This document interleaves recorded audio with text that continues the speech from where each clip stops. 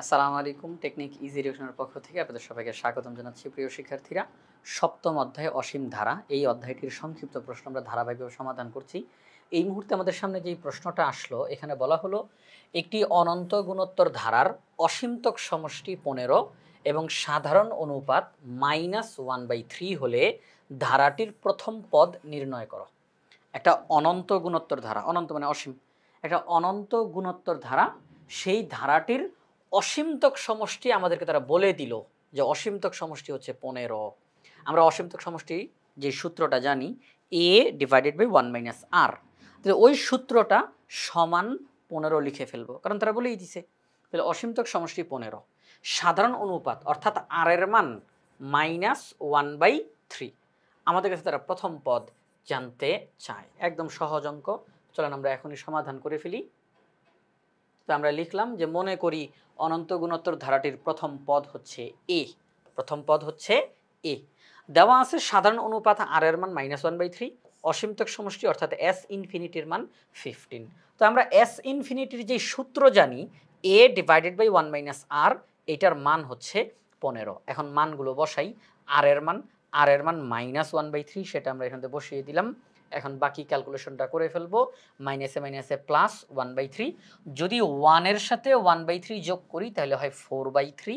তো আমরা দেখতেছি a divided by 4/3, a divided by 4/3। তো এখন আমরা কি করব, আর গুণন, এই যে এটা আর গুণন করার দরকার কি, একদম সরাসরি বলে ফেলি যে এই যে ভাগ চিহ্নের নিচে 4/3 আছে, আমরা যদি এই মুহূর্তে 4/3 কে ওই সাইডে পাঠাই, এই সাইডে 4/3 কি আকারে আছে, ভাগ আকারে। তো এটা যদি ওই সাইডে যায় তাহলে কি হবে, গুণ। তাহলে এই 4/3 এখানে ভাগ, ওই সাইডে গেলে হবে গুণ। তাহলে ওই সাইডে গিয়ে 15 গুণ 4/3 হয়ে যাবে। তাহলে a ইকুয়াল টু 15 ইন্টু 4/3, কাটাকাটি করা যায়। এখানে আমরা বলতে পারি যে 3 15-র মধ্যে 5 বার যায়, 4 × 5 = 20। তাহলে প্রথম পদ হচ্ছে 20।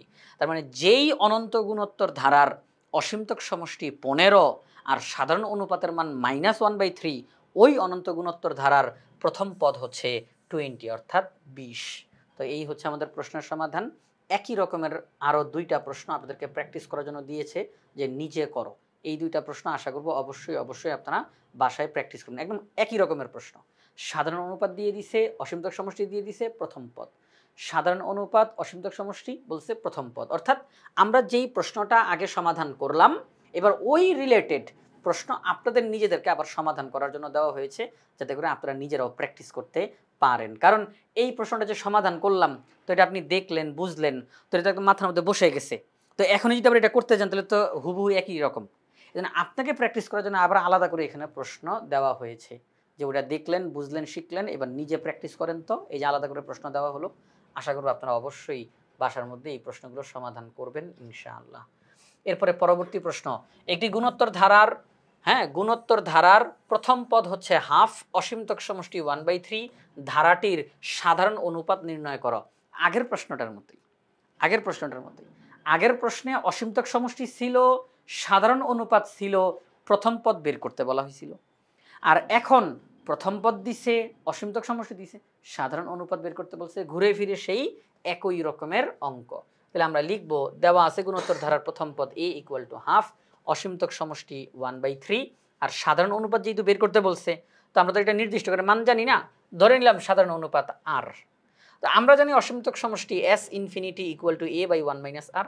আমরা বলবো অসীমতক সমষ্টির যে সূত্রটা, অর্থাৎ a বাই 1 - r, এখানের মধ্যে এটার এই যে অসীমতক সমষ্টির মান হচ্ছে 1/3, 1/3, যে s ইনফিনিটি 1/3, s ইনফিনিটি 1/3। আর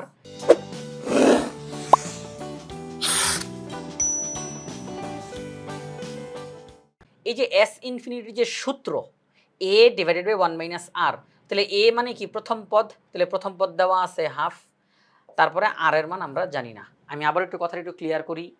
অসীমতক সমষ্টির সূত্র বলতে আমরা জানি s infinity equal to a by 1 - r। তো এখন আমরা জাস্ট মানটা বসাই দিই। s ইনফিনিটির মান কত, 1/3, a এর মান কত, হাফ, r এর মান কত জানি না। এখন রেজাল্ট বের হয়ে যাবে আমাদের সামনে, এই জিনিসটা এখানের মধ্যে লেখা হয়েছে। আচ্ছা, তো এখন দেখেন আমরা যদি আর গুণন করি, এটাও ভাগ চিহ্ন, এটাও ভাগ চিহ্ন, তাহলে আমরা আর গুণন করতে পারি। এই 3 এর সাথে এই যে হাফ গুণ হবে, আর এই 1 এর সাথে এই যে 1 মাইনাস আর গুণ হবে, আর আর গুণ করতে পারি। তো আমরা 1 মাইনাস আর এর সাথে যখন 1 গুণ করব, 1 মাইনাস আরই হবে। আর 3 এর সাথে যখন হাফ গুণ করব, 3 এর সাথে যখন হাফ গুণ করব, তখন 3/2 হবে। কি হবে? 3/2 হবে। আচ্ছা, তাহলে 1 মাইনাস আর ইকুয়াল টু 3/2। এখন দেখেন, আমি একটু লিখে দেখাই এখানে, 1 মাইনাস আর ইকুয়াল টু 3/2। প্রিয় শিক্ষার্থীরা, এই 3/2 যখন এই পাশে আসবে তখন হয়ে যাবে মাইনাস 3/2, আর এই মাইনাস আর যখন ওই পাশে যাবে তখন হয়ে যাবে প্লাস আর।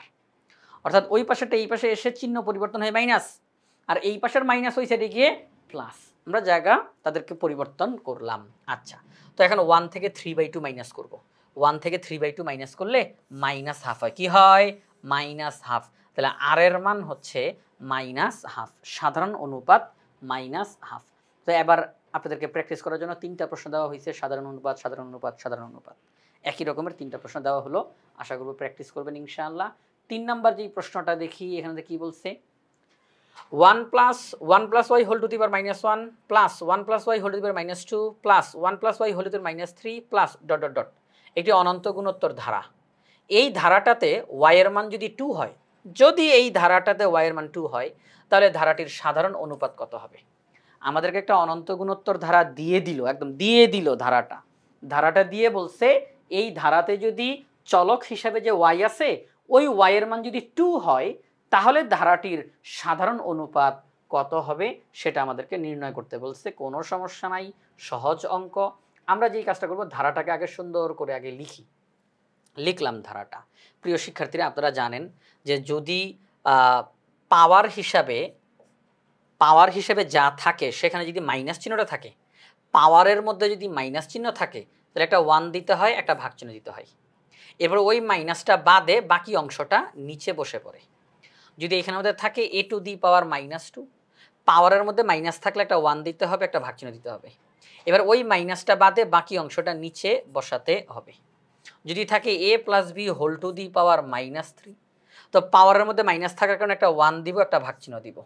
এবার ওই মাইনাসটা বাদে বাকি অংশটা আমরা নিচে বসাবো। ঠিক আছে? তো এই হচ্ছে বিষয়। তাহলে আমরা এখানে ধারাটা লিখলাম। পাওয়ারের মধ্যে যে মাইনাস আছে, আমরা একটা 1 লিখবো, একটা ভাগ চিহ্ন দিব। মাইনাসটা বাদে বাকি অংশটা নিচে। পাওয়ারের মধ্যে মাইনাস আছে, একটা 1 দিব, ভাগ চিহ্ন দিব, বাকি অংশটা নিচে। ঠিক আছে? এইভাবে করে আমরা ধারাটা লিখলাম। এবার যেহেতু প্রশ্নে বলছে ওয়াই এর মান 2, তাহলে আমরা এখন যেখানে যেখানে ওয়াই দেখবো সেখানে সেখানে 2 বসাবো। ওয়াই এর মান 2, ওয়াই এর মান 2, ওয়াই এর মান 2 বসাই। ক্যালকুলেশনটা করে ফেলি। 1 + 2 তাহলে 3, 1 + 2 তাহলে 3, উপরে স্কোয়ার, 1 + 2 তাহলে 3, উপরে কিউব। তাহলে আমরা ধারাটা কি পেলাম?